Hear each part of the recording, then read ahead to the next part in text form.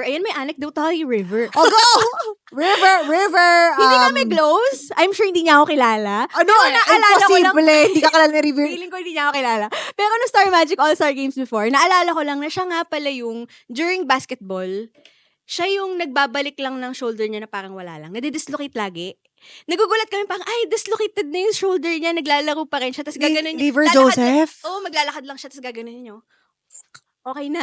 Ganon. Okay na to. Oo, nagulat ako. Beanie kasi, Star Hunt Academy. days pa lang. Parang I've been hearing about them na may tinetrain na ganito. So excited na ako sa anong mangyayari sa kanila. Tapos, nung ano pa lang nila, the coconut nut era pa lang, yung mga may flower. Nakaputi, tapos flower na parang light blue, gano'n. Na-interview ko na sila. Ako si Maloy may clip na gano'n. Oh yes! my God! Tapos nagkakamali pa ako sa pangalan nila, nakakahiya, gano'n. Noon pa lang, kilala ko na sila, na-interview ko na sila. So parang, mas feeling ko na subaybayan ko yung At saka I guess mas Beanie. may access ka with them. Yes. I mean, compared to other groups, kasi nga, kahit behind the scenes, like ng mga events. Like, Oo nga, ngayon ko lang na-realize. Yun siguro yung difference. Kasi with other groups, I only see them sa events. Right. On Na- the stage na. And na ako yung host. Yes. Pero pag Beanie, basta kapamilya event, kunwari ball, or yung kahit na hindi naman ako host, or kahit anumang event, basta nandun yung mga artists, parang mas nagkaka-high-high doon. Silang dalawa ng BGYO actually. Yes. Kasi nga, same company. Right. So medyo may ganong, iba rin yung affinity ko sa kanila. Yes, sa yes. iba ring groups. Do you have any anecdotes with Beanie? Ang hirap din kasi.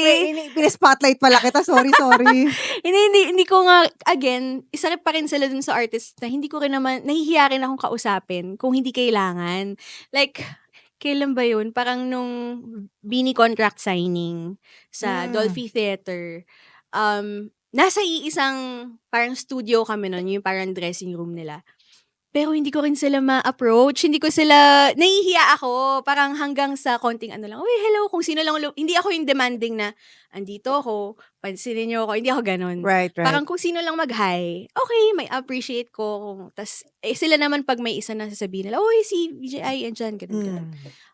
So, ano pa anecdotes ko sa Beanie? Okay lang kung wala ha. Kung wala ka mag-isip ngayon. But at least narinig ng mga fans yung kwento mo na ganun nga. Na even behind the scenes, nakakausap mo naman sila. Yes. Siguro ang na-appreciate ko noon nung New Year's Eve countdown sa Ayala naman. Ano na recently? Ito Oo, last kasi year. nag-Beanie doon.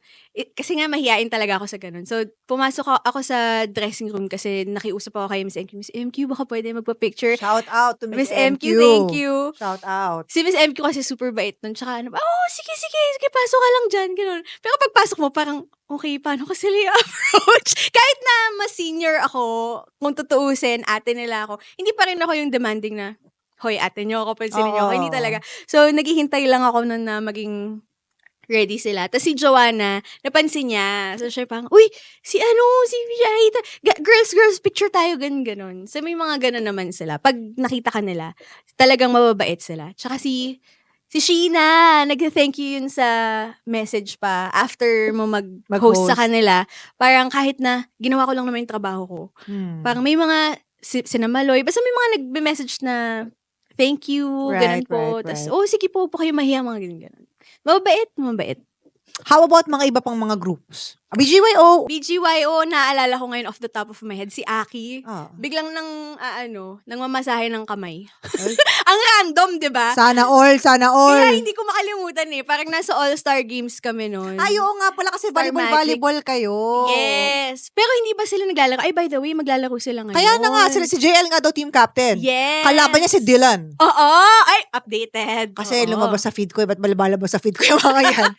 Pisti, oy. So, Pero, ayun. alam mo yun? Nung last Star Magic All-Star Games sa Araneta, parang, syempre, bati-bati pag nagkita naman, uy, hello. Tapos, kinuha niya yung kamay ko. Tapos, minamasahe niya lang. Sabi ko, ano nangyayari? Bakit ako minamasahe ng idol?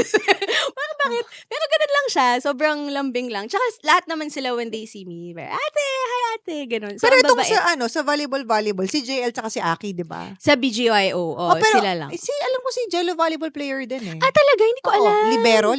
Libertad. Ang tangkad niya namang libero. Aba, mali ko kaning libero. Yung taga-dig sa likod. Ewan ko, sinabi niya yung 2020 niya pa sinabi yun eh. Baka Ay, hindi ko hindi na siya alam. marunong. Or May baka ayaw niya. May training naman kami para gumaling kami. Huy, ikaw, kasino ka grupo mo? Ako, hindi ko ata pwede sabihin. Pinost mo na nga sa IG mo. Meron kasing mga sasali pero wala pa dun. Malamang si Kasi Mika. baka nasa world tour pa. Ha! Hindi. Wala akong sinasabing official. Pero yun nga, may nakita ko na kasi yung listahan. So, basta sobrang ganda nung Star Magic All-Star Games ngayon. Level up siya from last year. Sinong, Pati yung halftime performance, oh my gosh! halala mo na? May mga splinok na sa akin. Kasi mag-host din ako eh. Kagis. Tapos iba rin yung co-host ko. Host na tapos ikaw pa. For the third year. Grabe. Host tapos okay, palit na tayo ng uniform. Ano na tayo? Yes, So, oo. ano ka, sa volleyball ka? Sa volleyball ako. Pero sino yung mga kasama mo dun sa pinost mo na?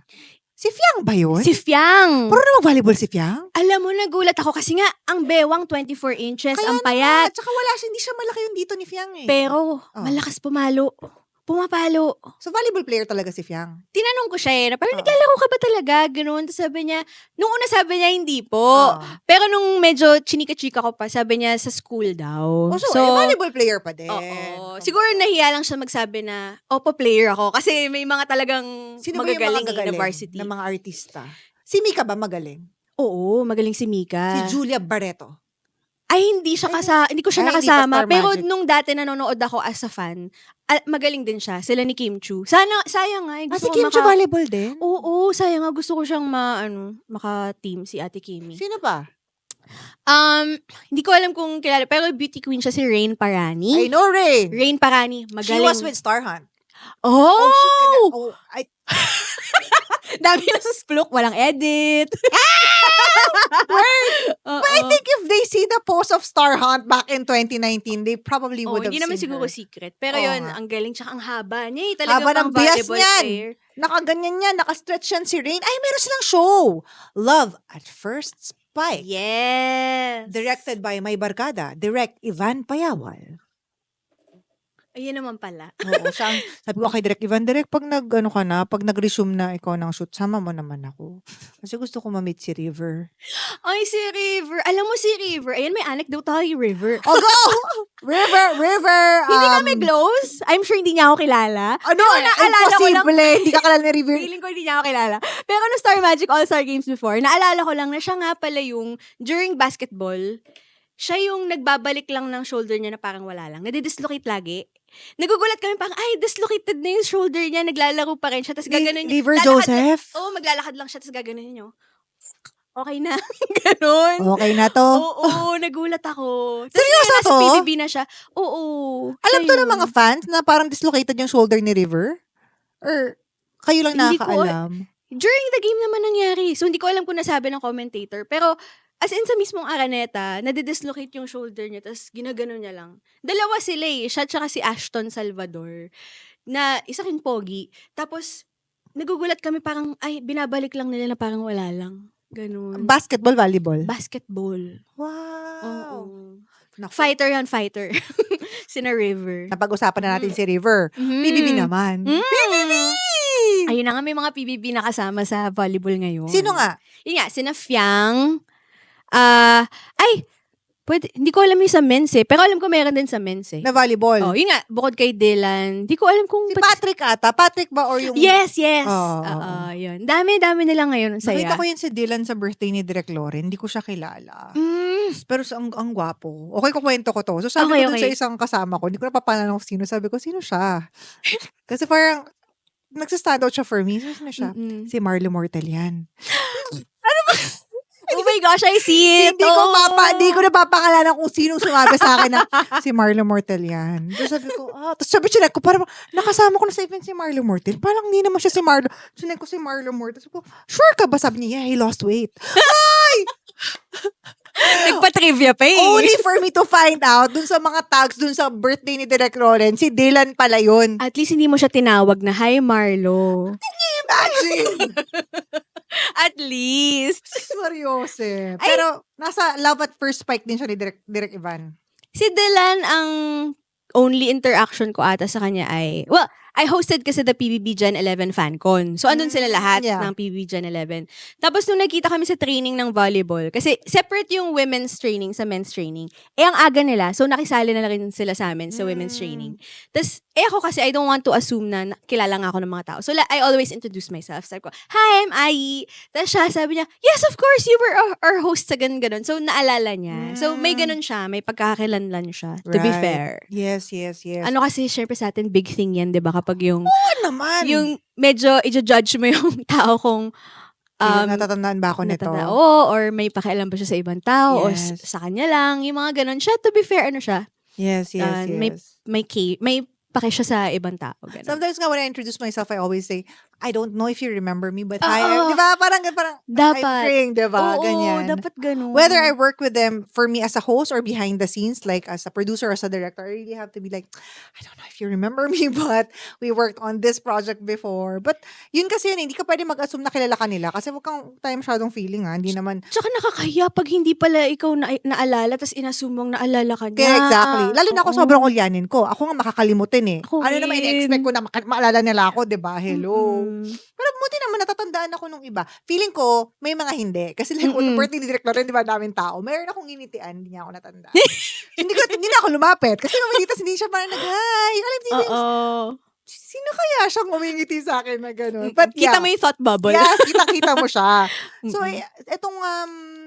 itong nag-host ka ng PBB Gen 11. Yes. Na FanCon. Speaking of PBB, malapit na ang the big night. Oh Sino my ang Big Four mo? gosh! Sino ang PBB collab Big Four ni Ai? Ha? Ibubulong ko siya later. Hindi ko siya pwede i-publicize. Pero I'm meron. sorry. Okay lang naman kung wala. I don't feel strongly about it kasi for me, yung nakikita sa TV, gusto kong makausap muna yung mga staff ng PBB.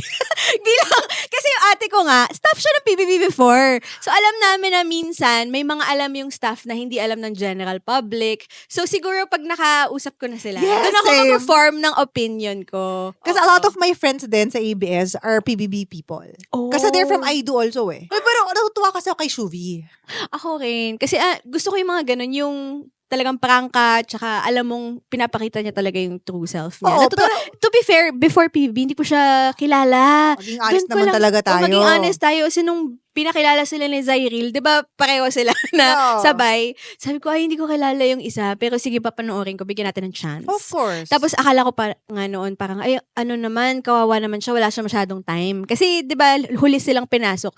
Pero ngayon si ate mo, si Akla, talagang may headlines. Big Four ko siya. Yung sa mga Big Four ko. Yeah, I can understand why. Yes. I mean, that personality, right? Yes. Pero marami pa, Big Four, so may iba pa. Tsaka napalabas na yung sigaw ni River. Ang hirap nun kasi mukhang ang bait-bait ni River na hindi sisigaw, pero napalabas niya yun, ang galing. My gosh.